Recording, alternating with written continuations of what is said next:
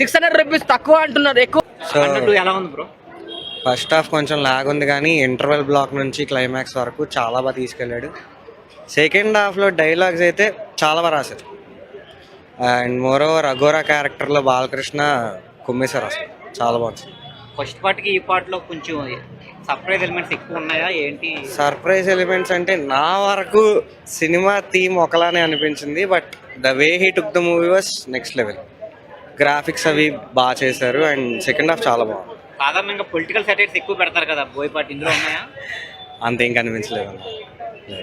అది శివుడిది సర్ప్రైజ్ ఉంటుందని ఏదో అంటున్నారు. ఉన్నాయి, అది మీరు థియేటర్లోనే చూడాలి, ఇక్కడ ఏవి చెప్పద్దు.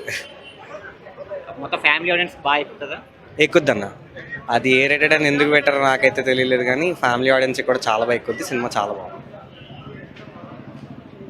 ఎంత ఇస్తారు rating movie? Out of 5, 4. Yeah, thank you. Akhanda Thandavam అంటే మామూలుగా